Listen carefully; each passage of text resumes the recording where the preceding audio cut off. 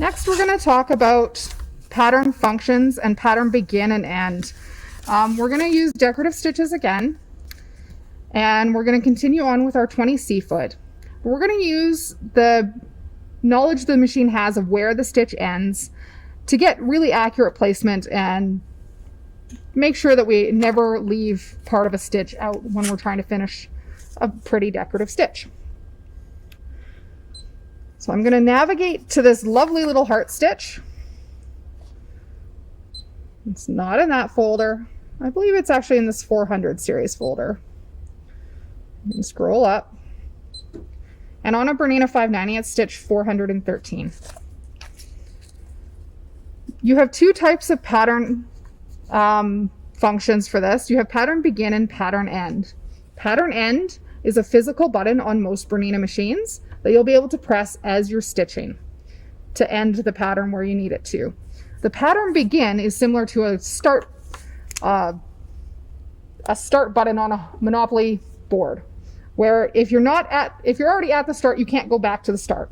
So it won't show up on screen anywhere for you until you're not at the beginning.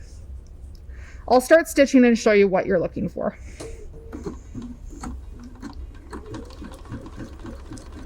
As you start to stitch, if you take your foot off the gas pedal and pause, you'll see the pattern begin symbol show up on screen.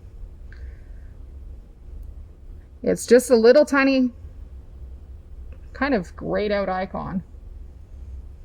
But you can't find that icon if you're already at the beginning of the stitch. So what we're going to do here is we're going to sew a repeat in a little bit.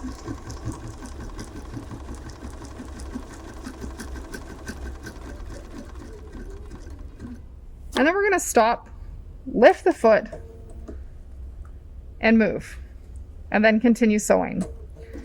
If you don't use any of the pattern end or begin functions at this point, your pattern will just continue from where it left off.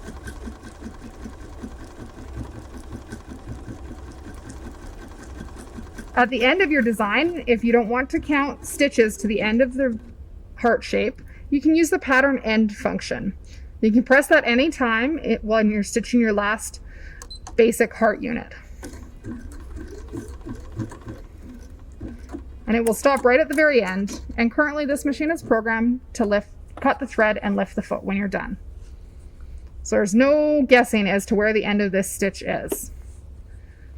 We're going to go through this again, and this time when we stop, we're going to use the pattern begin function to find the beginning again after we stop partway through a design.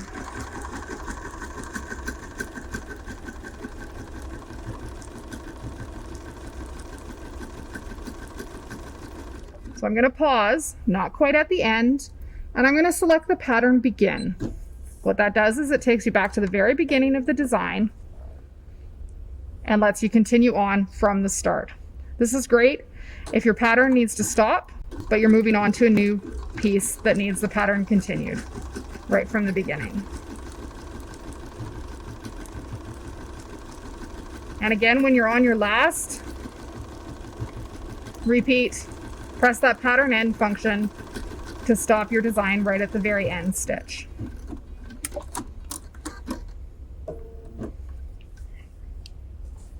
Using your pattern begin and end functions is also great if you were to run out of bobbin thread in the middle of your design. You would be able to start back at the beginning. If you ran out of bobbin thread partway through a design, you would be able to go back over and repeat over this heart, starting from that beginning point where you know clearly where it is, and then continue on and finish up. Or if you broke a thread. It's pretty helpful. So I could go back over this first section and continue and finish that heart because I know where that start point is. And having your knee lift on your machine makes getting this placement really easy. There's that start point. I'm going to go back over and start this again.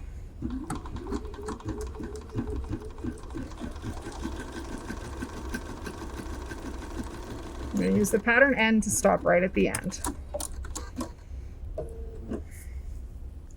So you can recover from things going slightly wonky while you're sewing using that pattern begin function.